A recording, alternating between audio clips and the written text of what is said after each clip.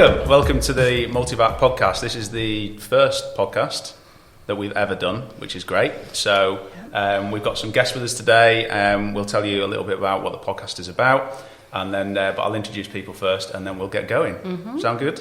Sounds good. All right, good. So I'm Elliot. My official title is Business Unit Manager at MULTIVAC, which basically means that I'm a bum. So I want to change that a little bit, maybe. But I look after recyclability, helping customers make the right packaging choices when it comes to plastic reduction, sustainability, and things like that. We've got Clive with me. Clive? Yep, Clive. I am a material specialist for MULTIVAC, so cover most of the country. Supposed to be south, but I end up roaming all over the place these days. Looking after the ever-changing world of plastic and packaging. Very exciting. We've got Laura. Yeah, I'm marketing manager here at MULTIVAC UK. Obviously this is a big thing for us. We've not done a podcast before, so it's exciting. I think it's going to be a great way to obviously talk about everything materials, so it'd be good. Perfect. This was Laura's idea, by the way. Yeah. So if this goes horribly wrong, you can blame then we know me. who to blame. Yeah. And then we've got Chris. Yeah, I'm Chris Howard. I'm the product sales manager. I did look after all the product development managers. So we develop the new products coming through, the products that are running these materials on them. So we develop those and inform the sales guys of what's new and what's coming through. We've already kind of alluded to it a little bit, but the podcast is mainly centred around materials, and the idea behind this was to talk about packaging recyclability. We launched about a year ago now, or 6 months? No, I think about a year ago, we launched a sort of consultancy programme called the Right Pack Consultancy, which helps customers make the right packaging choices. This is a really big subject. We're not going to cover it in one podcast, so we're going to try and do this quarterly. And the idea is to eventually, hopefully, customers, yourselves, will ask us questions, and then we'll attempt to answer them down the line. So that's the idea. Today we've got a load of questions that we've asked the business, the questions that they generally get from customers, and we'll try and answer those questions today and have a bit of a discussion about materials and packaging and the industry and what's going on. Just to sort of introduce it a little bit further, I suppose, is that we created about 5 years ago, when the whole Blue Planet thing came out, and this sort of exploded onto the scene. Thanks, David. Thanks, David. Yeah. Where are you now? The industry had to obviously react massively, and we as a business, we make a lot of packaging machinery, but we also sell a lot of the materials that go down that machinery. So I think we have for thermoformers, which is like the mince packs and other meat and poultry and fish packs, we have about an 85% market share on the supermarket shelf. So we have quite a big responsibility and influence on what happens on the supermarket shelf. So we took it upon ourselves to try and create something that helps customers make the right choices. Yeah, and I think that's why we held our plastics and packaging event, wasn't it? So that was 2018, which is mad. I think it was anyway. Is that when it was, 2018? Yeah, I think it was 2018. So that was we held our event there, which kind of focused all around this huge topic. So I think really it's just good that we keep everyone up to date with what we're doing and trends that are out there. So it's hugely important, and it's on the agenda for everyone now, and it has been the last 4 years. So and it develops all the time, right? It's ever changing, isn't it? So hopefully this is a way that we can kind of connect a little bit in a different way. I don't think anyone else really does something like this as a podcast. No, I've not heard of anybody doing this, and I'm constantly asked by customers, about materials and what's the new trends, and this is a great vehicle to actually explain that to them. That's great. And what sort of questions, Chris, come up? What's the main ones? So the main ones are obviously everybody's focused on the plastic tax, about sustainability. It's what can we run on our machines, what can we do better for them, how can we save them, money in their plastics, things like that. It's the general questions that hopefully we can start answering in this podcast. Sure.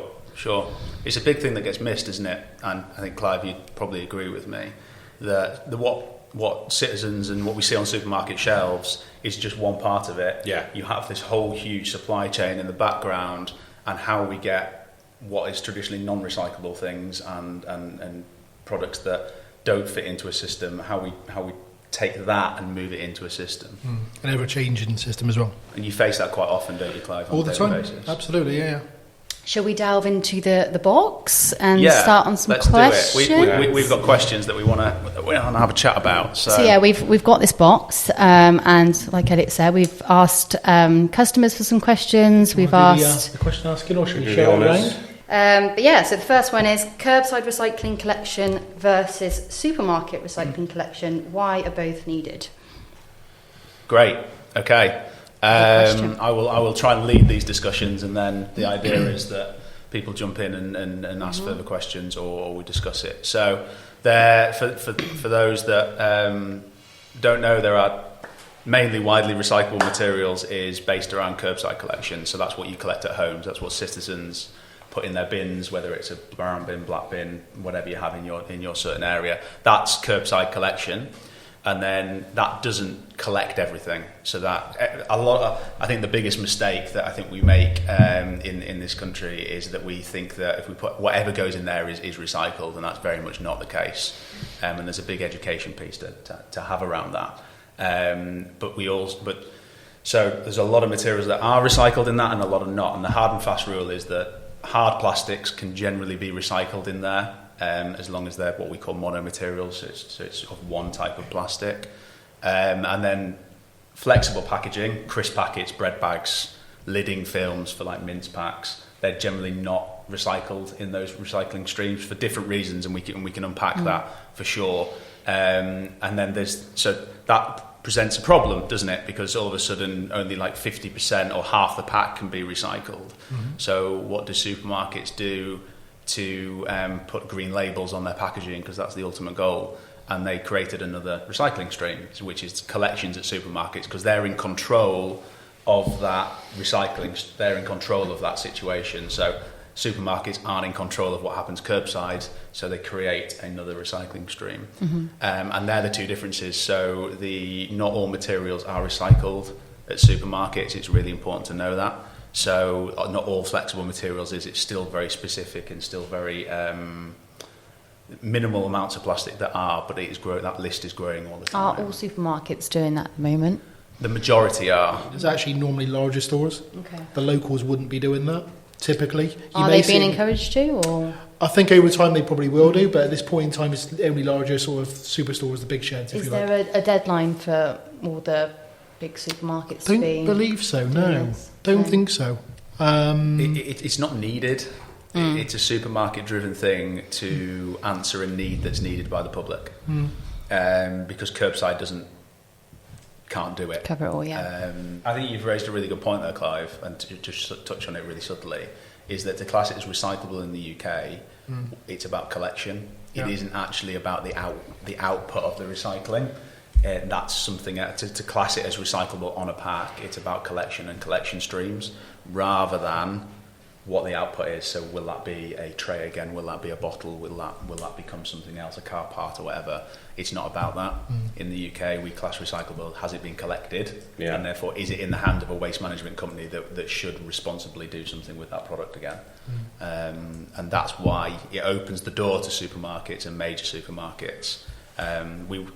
I don't know who hasn't done it yet. I think a couple of supermarkets haven't done it. A couple of brands haven't done it. But 75% of But they're not being pushed to. It's just literally up to them if they want to. Yeah, absolutely. Yeah. There's no criteria set by anybody to force people. So. Which is mad, really, isn't it? It's crazy. Yeah. You'd think that would kind of be a goal that they all have to achieve. But I think it's coming. I think the broader spectrum of this issue or this journey that we're on to become circular economy and create a plastic circular economy, I think is more about legislation, and I think the government are sort of sitting back and going, okay, how are people going to react to this? And then are we going to then, because they are abundantly aware that the recycling streams aren't present at the moment because they didn't plan for this, because their plans were 10 years ago rather than 4 years ago when Blue Planet happened. So I think they're waiting to see what happens and then see what streams are available and then make the change from there. Because they're aware that the infrastructure just isn't there currently. Yeah, and it isn't in the UK. And we are better than most as well, which is a shame, really. And we do some great recycling in the country, don't get me wrong. Yeah. But it isn't economical to recycle lightweight, flexible packaging. It just simply isn't economical in this country. What have we got, Clive? What do we have? Drum roll. It's exciting. Dun. When will EPR replace PRN? And will the new charges really be paid by the brand owners? So obviously I've got 2 questions. So I think you've got the same questions as me. I'll let you answer it, Laura. Well, what's EPR and what's PRN? Yeah. Great. I have no idea. Do you want to take this one, Clive? Or do you want me to you can have that one. EPR is Extended Producer Responsibility, Excellent. which will replace the PRN system, Great. which is Packaging Recovery Notes. Yep. It's been delayed, the installation of EPR. It was due to take place January the 1st, 2023. It's now been delayed until 2024, and there are some rumours, and it is only rumours, that it will be delayed even beyond that point. Okay. Basically because the economics involved will cause a lot of financial impact on the processors across every industry pretty much. So it's a fairly it's going to have a very big impact on every industry. So they'll have to think hard as to if and when they install it. It will be a huge change to the industry. So it's quite ironic that question just come up with how we ended the previous one, because PRNs, packaging recovery notes, are what fund the recycling system at the moment. Oh, okay. Okay, so recycling isn't economical, therefore the entire supply chain at the moment pays a certain percentage for the amount of for plastic, metal, cardboard, wood, whatever they use. They subsidise the industry, basically. Right. Isn't it just on that, Elliot? Isn't it true that the plastic tax, not EPR, but plastic tax, which obviously is in place now, Yeah, will generate something like £1 billion for the UK government, something like that? it is, Clive. Very, very true. But the UK government refused to account for it and where it goes. So there's a huge call to action. Parties, maybe? Parties, just saying. Yeah, Topical. Put it out maybe. there. Yeah. We even brought Partygate into this. It's brilliant. There we isn't go, it? you see. It's topical. Very topical. But yeah, you're right. So the UK government are aware that they have to fund the packaging, the recycling industry, because it's just not sustainable economically. So PRNs was a system created years ago that helped support that, and the whole supply chain basically contributes. Okay, that's going to change into something called extended producer responsibility, which is effectively the same. It's still helping the recyclers recycle and put money in, injection money into that sort of side of things. However, it's the brand owner that pays for it. So if your brand is on it, whether it's a supermarket brand, supermarket will pay for it, their brand, or if it's another brand, I'm really careful not to say brands here, another brand, food brand, then they would pay the entire cost. Oh, wow. So instead of it being split, it would be their cost. And the idea behind it, from a very top-down level, is that the brand owner is the person is the decision maker on what type of packaging their product gets put in. Drives So the therefore, responsibility. that drives the responsibility. Yeah. So therefore, they should be the ones that make the choice. Therefore, if they don't make the right choice, they're the ones that have to pay for it. Now, EPR is slightly different to packaging tax in that you can track where it goes. So plastics tax is a HMRC-driven tax that goes into the massive government pot, okay, and then it gets distributed to everywhere. So the idea is that EPR replaces it because then the right decisions should be made. So there are rules around what types of packaging you can make, and we won't go into that today because I think that's probably a little bit too specific. But effectively, for example, the use of card and cardboard is cheaper than plastic. Right. And they've done that for a reason, that they're trying to encourage less plastic. Yeah. Okay. And that's also a really important point from a MULTIVAC point of view. We don't really like the word sustainability. We like plastic waste reduction. That's generally what we focus on. So when we look for our customers, we look at trying to reduce their plastic amount. Is number one. Number two is then how to get it recyclable. And then number three is asking, okay, what's the next step that we can do beyond that? And we tend to take it in steps. Yeah, that's a good point. I mean, one of the things that Blue Planet raised was it was almost a demonisation of plastic. And it's important to note that plastic is where it is now. It's evolved over decades. to give product protection, to give presentation, to give you lots product of other security, benefits, shelf life, any number of things. I mean, I don't know about you, but I haven't got time to shop every other day. If you didn't have products packed in certain materials, then that's what you'd be doing ultimately. So yeah, definitely. It's one of those things that I think is a misconception. Everybody thinks you can just remove plastic completely and everything will be fine.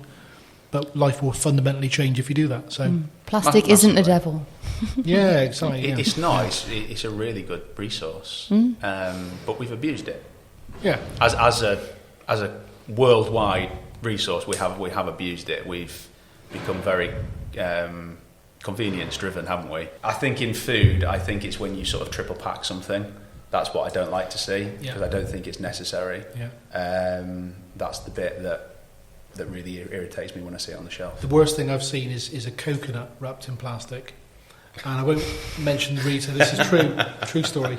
I won't mention the retailer's name, but I actually asked one of the staff, why is this wrapped in plastic? And she said, because the barcode won't attach to the hairy coconut.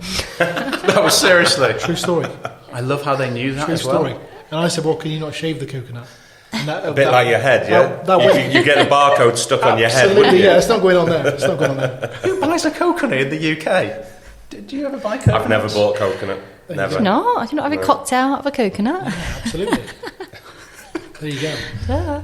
But that was just bizarre. A coconut wrapped in plastic. I've never seen anything like it. Because it's too hairy. Exactly that. Wow. Yeah. I mean, fruit is a bad one, isn't it? There's so much Yes. plastic in fruit, when really fruit, you don't need it as much. Not but so much, no. yeah, I think in the protein sector and stuff, it's an absolute must, isn't it? Yeah, So, 100%. And bakery. yeah. Fruit is an interesting one because some need it and some don't. Yeah. So it's really difficult for anyone walking around a supermarket to know We've got a what good few what is examples necessary behind you and on the what- fruit, what's haven't not. we? Yeah. So we do have a couple of examples. The people that are on video, we've got this.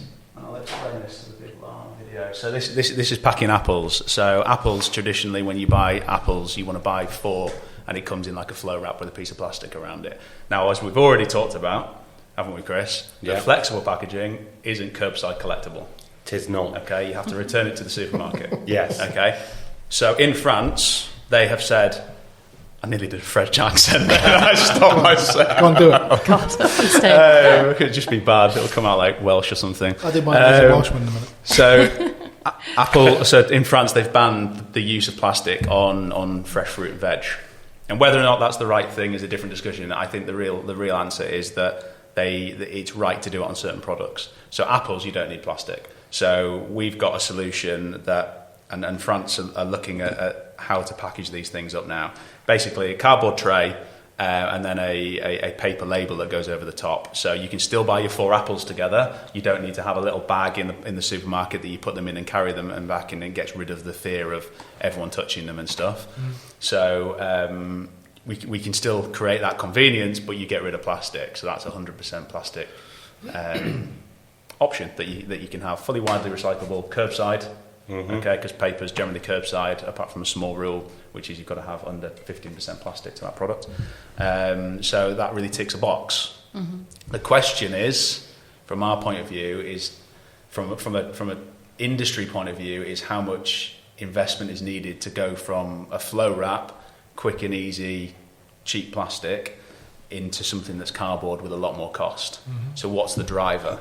Because I assume that the price per pack on a flow wrap is a lot less than this fully recyclable pack. By the very nature of what it is, Yeah. yes. Yeah. And that is the prohibitive element of the customers going over from flow wrap to fully recyclable. That's what we find. Yeah. So you have this battle, right? And it is a daily battle, genuinely, is a cost battle. Yes. We've got a great solution, but it's going to cost way too much.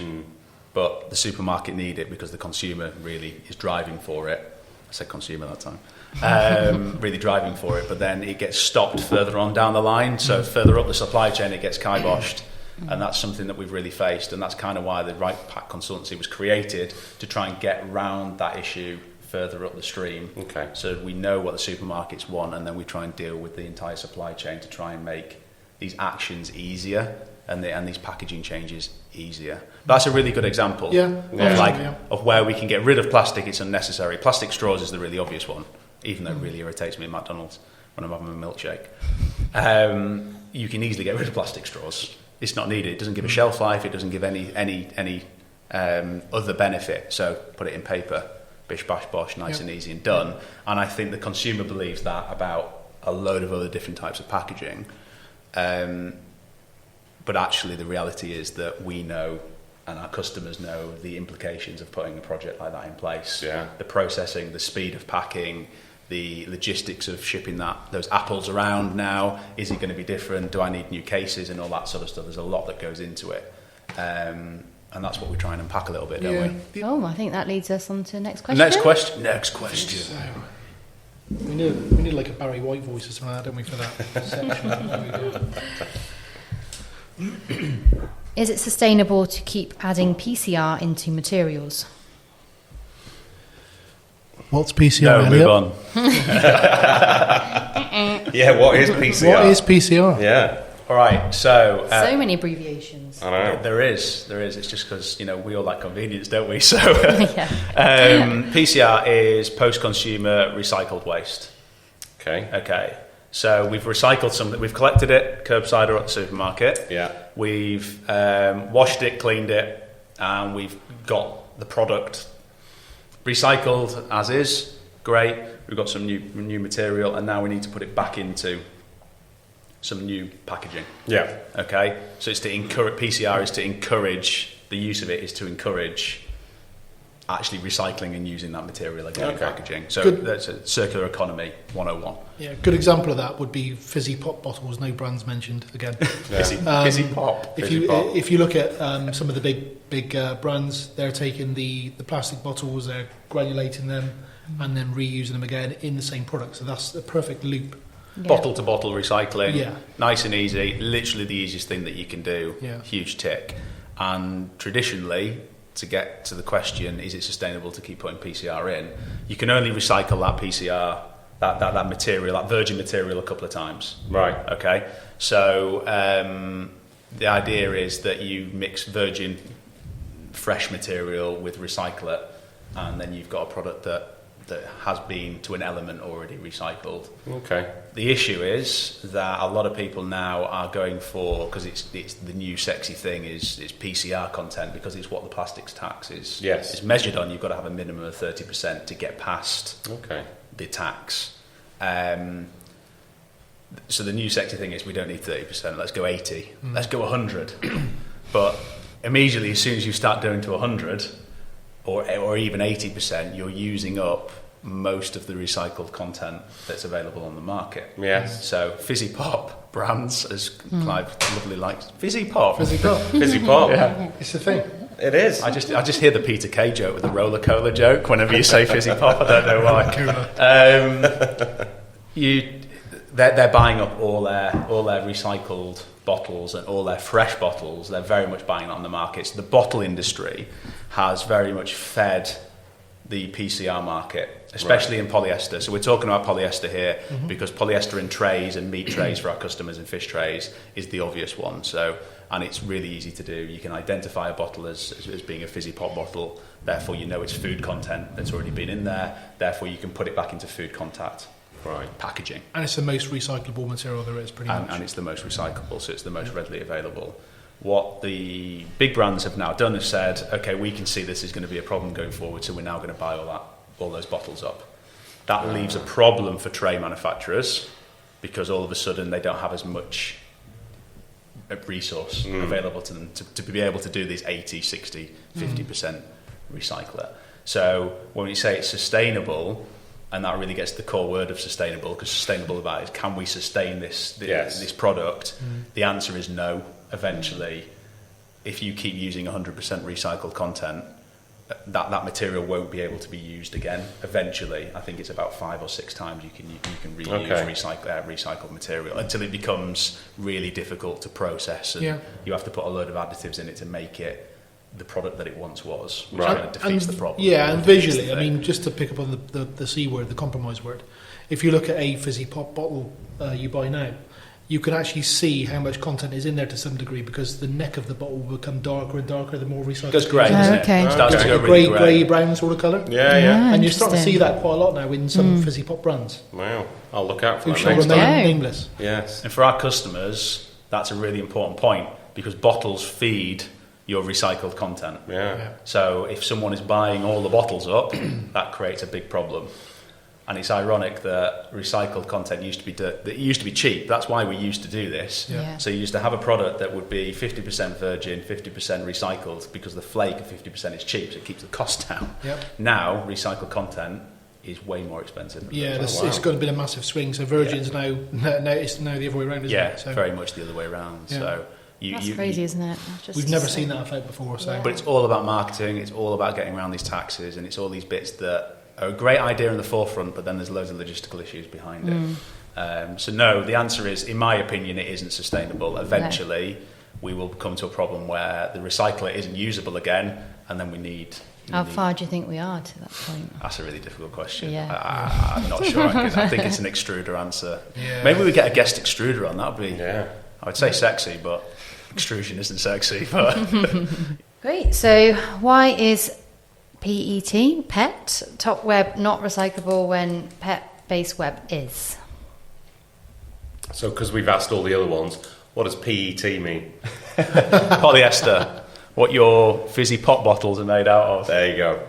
And most of your meat trays, poultry trays, Okay. or vegan trays Yes. are made out of.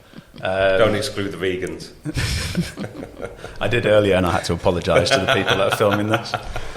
But that's a huge market. Plant-based stuff is a huge growing market, and it's a huge, really yeah. exciting market as well, because it genuinely allows for. We'll come back to the question because we've gone off. But I am quite excited about that, because it allows for a bit of innovation, just by the very nature of the people that want plant-based food. And bit of creativity going on. yeah, and more margin as well. Like, we look at cost, there's more margin in those products, so Yeah. it allows for this innovation a little bit, which is quite good. And we've seen vegan producers saying, I want to produce this. How do I get to this? And then we're helping them get to that point. Yeah, And it's a exactly. far more creative discussion that we're having with them. Yeah. You're not limited purely just on cost. And No, price.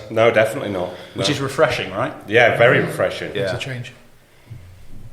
Let's get back to pet. Yes. That's the question. So we haven't already answered this, but we kind of have. So the idea behind a widely recyclable pack, which is like the holy grail, widely recyclable pack that's curbside collected, okay, which means, as we've already discussed, that flexible top web.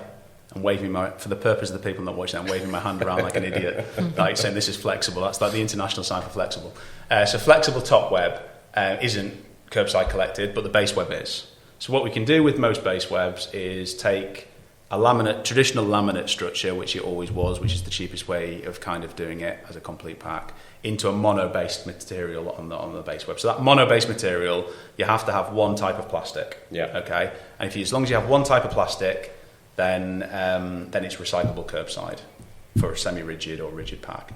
Now, the most popular product is polyester. Yeah.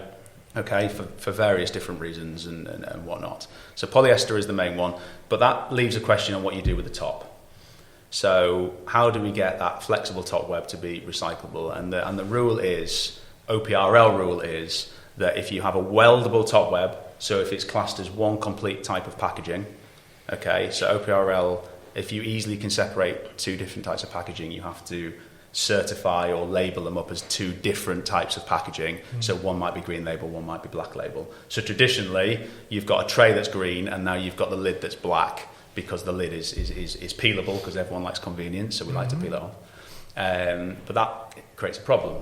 So because you have to put the two different types of packaging in two different areas. Okay. And generally we don't. Like, if we're being really honest with ourselves, most people don't.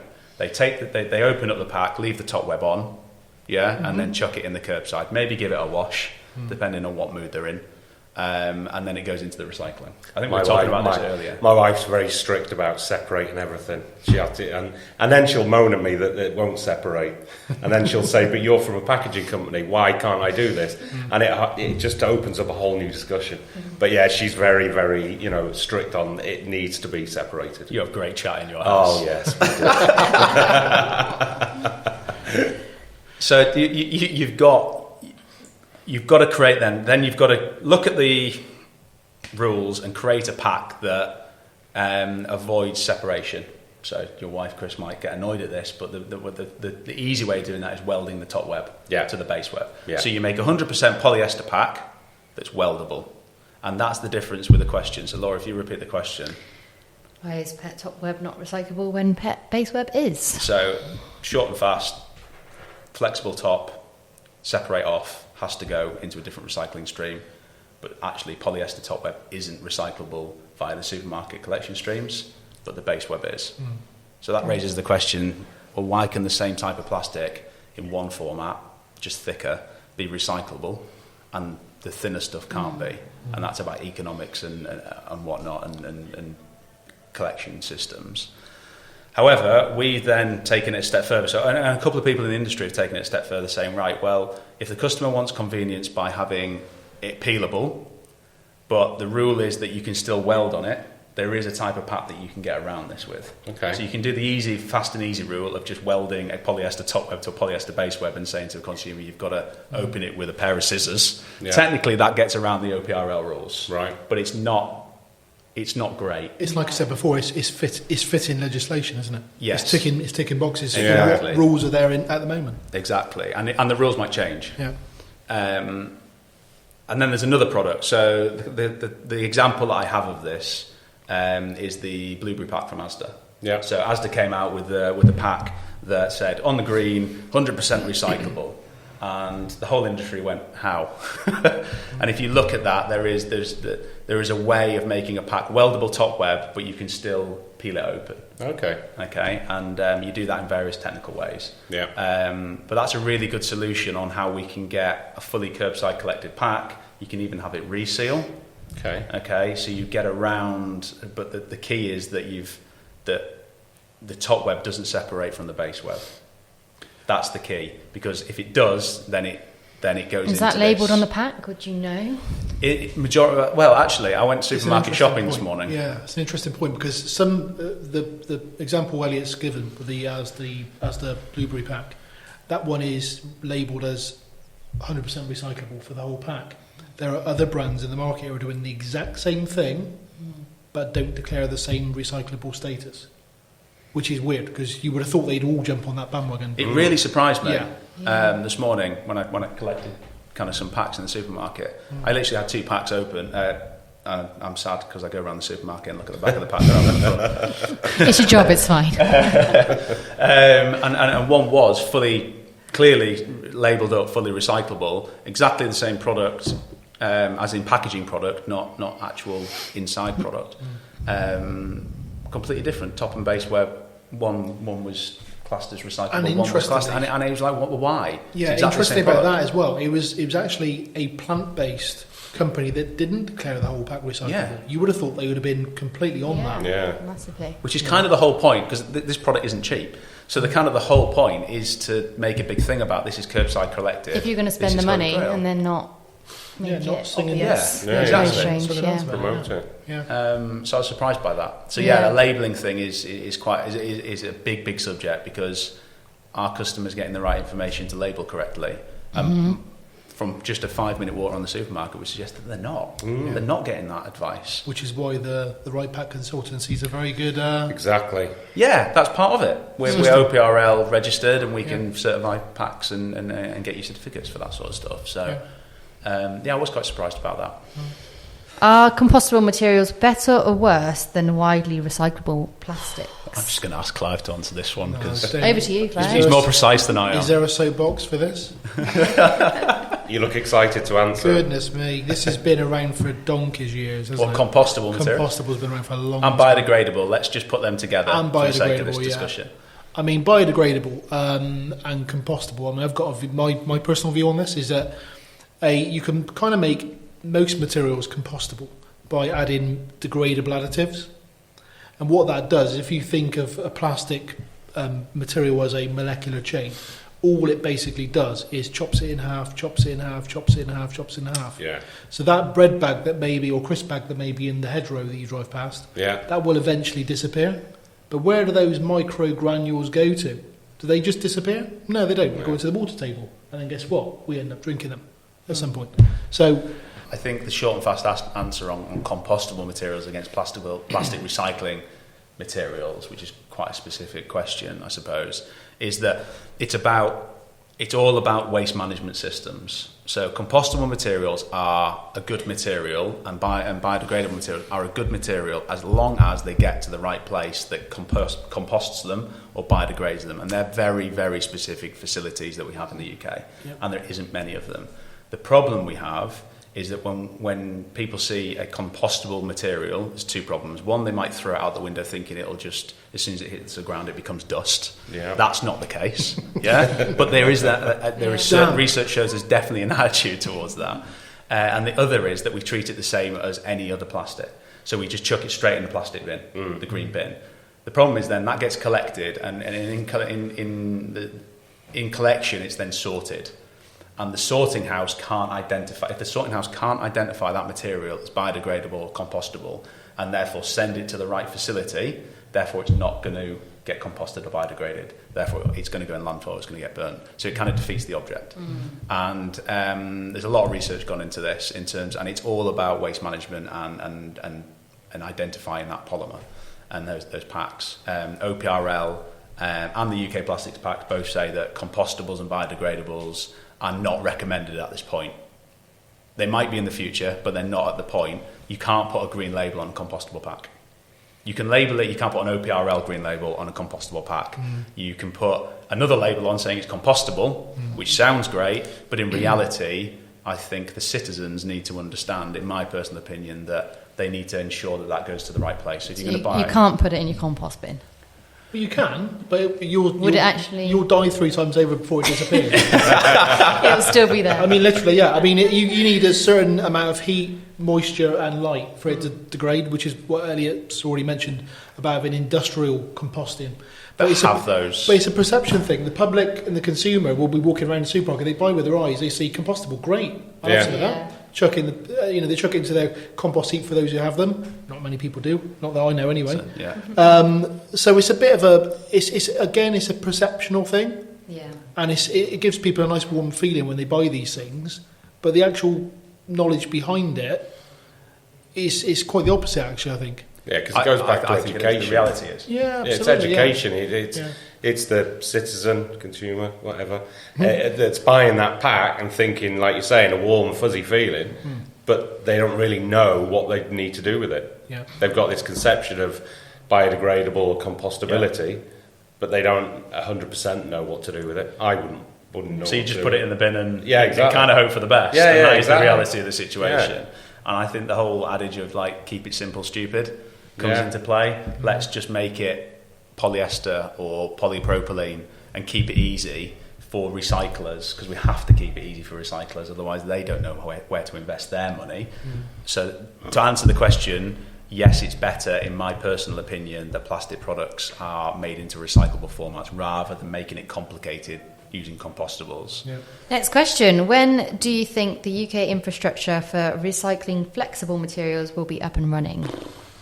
The golden question. Yeah, that's a big one. So this is like getting to the holy grail, isn't it? So we've talked about base webs and semi-rigid materials being recyclable, flexible, not curbside. Because let's be fair, it's an inconvenience to take it back to the supermarket. It's not easy. People just want to chuck it in the bin. So when is the big question? Now, the short answer is 2027, but I'm not convinced. So the research, this all comes down to different companies have contracts with different councils. So your bins in Swindon might be different to bins in Leeds, that are different to different boroughs in London. It's all a mix match because it's all about gaining waste management contracts, and those waste management companies that win those contracts have their own facilities and their own abilities to recycle certain things. Yeah. Because I've noticed in where I live in Norwich, I can now put out clothes, electronics. They take all my Really? food waste. That's amazing. So Wow. they take all of it now, as long as it's in a bin bag and it's by the bin. On the recycle day, they'll take. Does it have to be labelled up what's in No. there? Wow. No, I've not heard of that before. So they take, like say, clothes, electronics. They do the food waste every week, so they're really on top Wow, of it. that's really good. Yeah. That's really good. And I don't think there's many people many areas that would do that. I've No. not heard of that before. No, not at all. Yeah. Um, It's a good point, because I moved, an example, 7 years ago, I moved from Bristol to Gloucestershire, so 25 miles away, north. And Bristol would not take pizza boxes because they were food contaminated. Gloucestershire would. Bristol wouldn't take glass Yeah. at that point. Gloucestershire would. Yeah. And they're bordering counties. Oh, I mean, yeah. that's how Yeah, diverse the problem is, because everybody needs to be reading from the same page. Yes. Until that happens, And it's not going to move forward. And this is where the big call to action for the government really needs to come in, because it's the government, well, local councils, but the government dictates what the councils can and cannot do, from what I understand. There needs to be better legislation about what recyclers or what waste management companies need to have facilities for to win those contracts. Yeah. And there is a big call to action on legislation on Yeah. that front, because that sort of legislation is healthy, because it drives and forces people to put certain types of facilities in. But these facilities don't exist at the moment, and they take time to build. And that's kind of the answer to the question, is how long are they going to take to build, and then how long are those contracts renewed, or when are they majority renewed, that the government can build in these rules that they have to take flexibles, they have to do this, they have to do that. And the general consensus is 2027, which is a long time away, right? I don't know. I think that'll fly round. It will, but in terms of time, in terms of the citizen wants this now. This is a huge subject, and it's a hugely emotive subject, especially when you watch programs that have plastic floating everywhere. It is a huge emotive subject, and no one likes it. The industry doesn't want it. No one planned for plastic to end up in the ocean. It's been abused, like we've already said. So how do we solve it? And everyone wants to do it now, and the reality is you can't do it now. And a big blocker is these contracts and these facilities that we have in the UK just aren't there yet. And investment's needed. And that goes back to the packaging tax. So where's the money from packaging tax going? Yeah. Like, it should be invested into the infrastructure and accounted for, but it won't be. And the government have said it won't be. But EPR, like we talked about, can be. Yeah. But that only really keeps the industry going rather than the further investment that's needed. We need it a bit more. I mean, there's some interesting technology going through, which is kind of, I think it's there, but it's not too far away.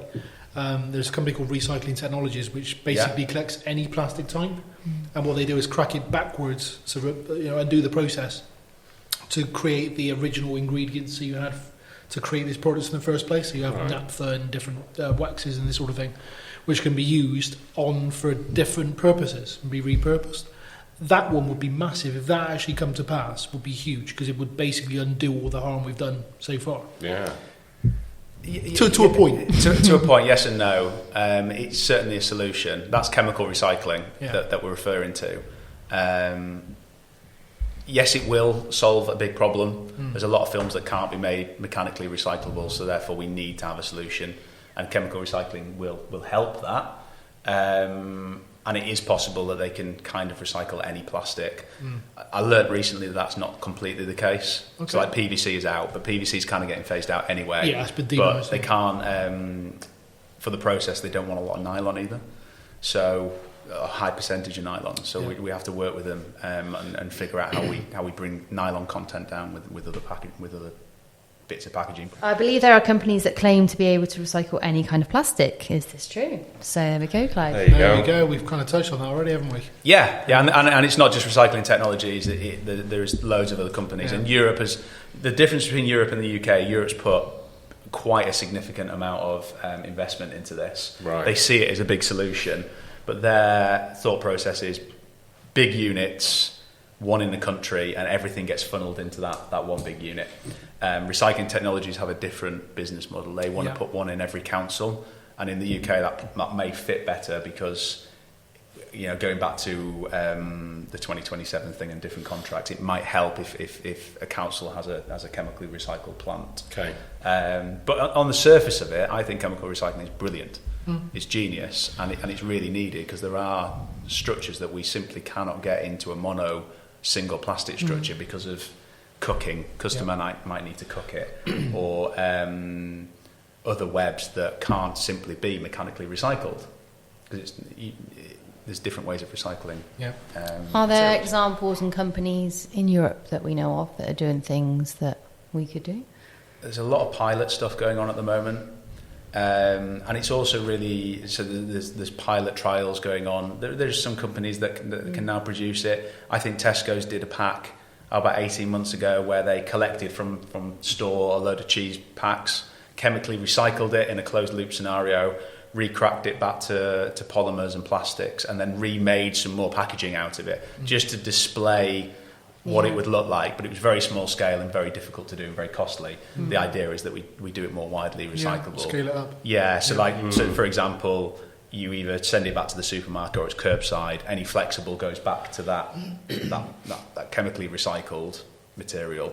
And the beauty of chemically recycled material is that it classes for PCR content. So there's one thing that we didn't touch on for PCR is non-polyester materials are quite difficult to get food grade recyclate for. Right. Legislation doesn't, and recycling streams don't really allow for it. Because of the different products that are made, like for polypropylene is a great example. There's a lot of cosmetics that are made in polypropylene packaging. You don't want that back into food. So therefore, there's a contamination risk. Chemical recycling gets rid of all of that. It burns it incinerates it effectively and cracks it back to oil or naphtha and different waxes and different off products. And then that can then be put back into other packaging, which equals in getting you around the 30%. 30% PCR packaging tax rule, which is great. The problem is it's really untested, isn't it, Clive? It's really untested technology. There isn't a working plant in the UK at the moment. One's being built up in Scotland, and a couple more are investing, but it's not quite there yet. So it's this chicken and egg scenario. We're kind of waiting for it and planning for it, but we've also got a design for the recycling streams of now and today. But that would be a big problem solver, I think. Huge. And a quick one as well. Yeah, it would be huge. I mean, across Europe, they incinerate a lot of products. For me, that's not necessarily a bad thing because you actually recover the energy and then use it again in the villages and towns where it's recovered. We've got one in Gloucestershire, funny enough, and there was a protest by a famous protesting group who shall remain nameless. Just pick my words carefully because I don't want my house to be bombed. But it was built for 5 years. They finally got the thing open about 5 years ago, and then they got protested. What the guy who runs the plant did was genius. He invited the protesting group inside. Oh wow! I said, take a look at what we do. We're linked to the grid, so everything we incinerate goes straight back into the grid. Yeah. It's reused, creates new energy, and the actual sort of the emissions from that is very tightly regulated. So it's all linked up to the grid as well, so that it's all being measured carefully at all times. So I don't see that as a really bad option either, personally. Because it gives you something back. What are your thoughts on it, Chris? No, I think it's genius, like you say, inviting them in to see the process. Because if you can demonstrate that the process is a benefit to the to the UK and it's safe, then it's a viable option. It's more good than bad. Yeah, exactly. Yeah. And that's what they gleaned quite quickly and decided to do the Spanish Archer and. Because you always get a preconception, don't you, with incineration, you've got emissions, the ozone layer, all of these kind of things, you piece it all together, but as long as it's been done in the right way, then I think it's a great option for us. And if Europe do it already, then they've been doing it for a long time, way before we've started with it. That must give us... How much of that do we have in the UK? How many plants have we got? There's one big one in Gloucestershire. Of energy recovering sites? Yeah. There's one in Hull, I know that. There's quite a few dotted around. It used to be the age-old adage thing that we used to say in the industry. A customer would ring you up, is it recyclable? Not technically, but it's energy recoverable. But we used to pass it off as energy recoverable, funny enough. That's true. But there is some sense to it. I think Sweden or another Nordic country has a system that they pump. They literally have it linked up and they pump it around as hot air. Oh, right. And heat houses directly from from the heat, Right. which is really interesting. Yeah. But obviously the Wow. infrastructure has to be in there. Yeah. But on the face of it, if you can recover the energy from it, it is useful as long as you can't get anything else from it. Yeah. And I think that's key. Looking at it now, like polyester bottles should never go down there because we can use polyester bottles really easy for something. And as we go along, we should be able to use more polypropylene, and we can, HD milk bottles are really easy to recycle, so therefore that should never go down. And I think the risk is contamination, those products. The key really is separating the good stuff that we can use again and the bad stuff for a different use, whether it be chemically recycling or energy recoverable. I think that's the key, and that's really difficult because that's about the sorting houses and the capabilities of the sorting houses that we have in the UK, which goes back to the local government's contracts. Should I choose plastic-based packaging or paper-based packaging? Laura, Chris, what do you think? So if you like looking at it on the shelf, what's your opinions about this? After you. Oh, it's difficult though, isn't it? Because I mean that's the whole conversation. There's pros and cons for both. So, and that's why it's so confusing. You're going to go down plastic because you know it's going to give you longer shelf life and things like that. And then paper, is it? Yes, it is. It looks like it's more environmentally friendly, but is it? Is it going to the right place? I think it's so hard as a citizen to know. So how many ask that question, do you reckon, when they pick the pack up? So how much is implanted, paper's better, plastic's bad, when you pick the pack up on Very the high shelf? percentage. Really high percentage. Yeah. And I think it's the propaganda, the media that install it in you that plastic is bad. Like you're saying with Blue Ocean, all of these programs, paper is better, paper is more recyclable. And I think the citizen is trusting that the infrastructure is there to deal with it. I'm making the right choice here. The infrastructure, I've been told it's bad, so the infrastructure must be there. Yeah. So I'm making the right choice right now. Yeah. And I think that's, if they were more educated or informed, they would have a better choice of saying, well, actually, the plastic is recyclable and it is being recycled to the right way. So instead of paper, I'm going to go with that one. yeah. And it's again, it all goes back to education. I think It's a reputation thing as well, isn't it? Yeah. And we've been drilled for so many years now, since Blue Planet and probably before that, the plastic is such a bad thing that we shouldn't use it.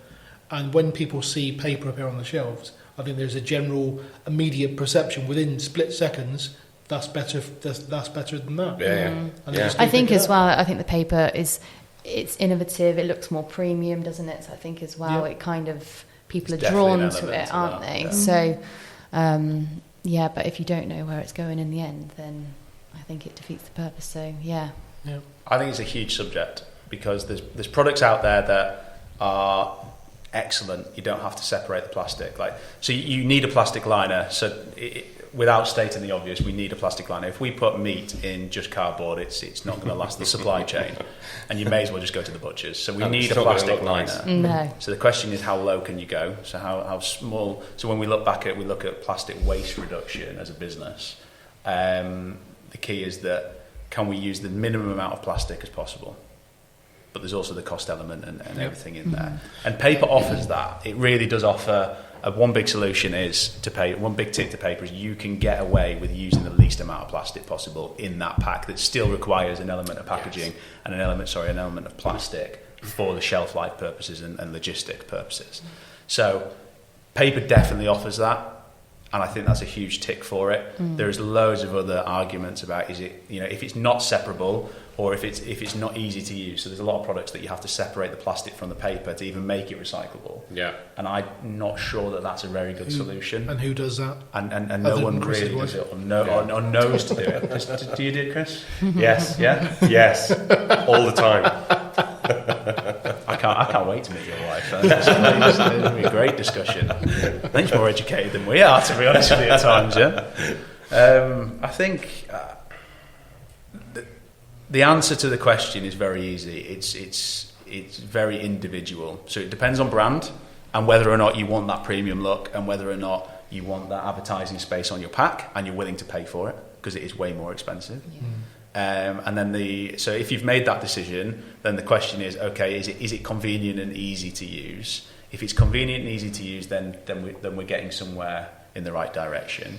Then the next question is, can the product be packed quickly on it, as quickly as plastic? Because there's a huge cost involved when food producers like pack on different formats, and if it slows down the production, we all know around the table that it's probably not going to happen then, because speed is king. Mm-hmm.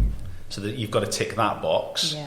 Then you've got to tick the argument. Okay, is it really better for the environment? And I'm not sure we can really answer that, because one is a trade-off for another. So if you want the least amount of plastic in your brand, then paper is the right way to go forward. But there is compromise, definitely compromise to be made. There you go. As we get closer and closer, like we've discussed today throughout the whole podcast, to a widely recyclable pack curbside, and we know it's coming, we're just not there as a country yet, and there's a lot of big steps to take. As we get closer to that, I think there does need to be a shift back to actually, citizens, plastic is a very, very good product that now can be fully recycled. It's nice and easy for everyone, and actually it's better than paper, because I think there could easily be an expose on paper and its negatives. 100%. And it will come. Massively. It will come at some point. And a lot in the same way the plastic has come. A lot of major supermarkets, I think, are seeing that now from discussions that we're having with them. So it's a really interesting debate. I think it's a brand choice, personally. EPR, it's cheaper, so you can kind of offset the costs and things like that. There is many elements, and it really is about looking at the two together, which is what the consultancy really aims to do, is present two different packs, maybe one paper, one plastic if you're interested. Compare it not just on what it looks like on the shelf and all dazzly, what it really means to your business and what it means about bringing it in and what you need to do. And that's what it really, there's a lot of factors, really isn't focus there? on. A lot of factors. Answer the question? I think so. Yeah. One is not better than the other. There you go. Short, hard and fast. There you go. I think that wraps up the questions. It does wrap. I think that wraps up the podcast. Does it? Does that wrap up the podcast? That's the first ever podcast done. Went so quick. Yeah. It's good. Even I've learned something. Have you? Honestly. I've learned a lot. Yeah. Hopefully customers have learned a lot. And hopefully that the idea is, again, bring your questions in and talk to us. This is a huge subject that needs a lot more exposure and a lot more collaboration to get right. So come speak to us. Clive's got a friendly face, if you've seen him on YouTube. Very friendly. Yeah, he doesn't bite. And also, send your questions in. So if you've got other questions, the next quarter or the next podcast, we set out to do this quarterly, but apparently it might be more frequent than that. Yeah, so it depends on goes. how many of the 6 listeners ask questions. So send your questions in, and we'll keep doing this, because I think it's what do really we think good. topics could be for the next one? Yeah. What sort of topics? I think we should sort of look at. Ask? Should I point? I really wanted to point and say, smash the like button and subscribe. I just wanted to get that in. But if you look at the graphic, I think it comes on the screen somewhere. We maybe pick one of those subjects. So is it going to be like packaging, design and manufacturer? So one of the big subjects we haven't touched on is, how do we get a project from a concept into the market? And that's huge. And I think that's a whole other subject to its own right. We've got a lot of success stories in doing that as a business, and I think we should look at those. We can look at retail and distribution. So what do supermarkets want? And where do they think it's heading? And, hopefully get a nice guest speaker there. Yeah, that would be that would be very good. good, wouldn't it? What are they doing right? What are they doing wrong? Guest speaker from a retailer would be great, because what are they really struggling with? Yeah, you can submit your questions to a retailer. Yep. Get their point of view. We could also do how the equipment links in to the materials as well. Yeah. What can be done to existing equipment, new equipment, what's coming up, things 100%. like that. Yeah, that's a big consideration. That's Yeah. huge. Yeah, very. Brilliant. Cool. Look, thanks everyone. Cheers. Thanks to Chris, Laura, Clive for being guests. For the invitation. I really appreciate it. Great chat. Really enjoyed it. On to the next one. Can we have beer next time, please? Or gin. Gin would be great. Yeah. Non-branded. Can we do it in the pub?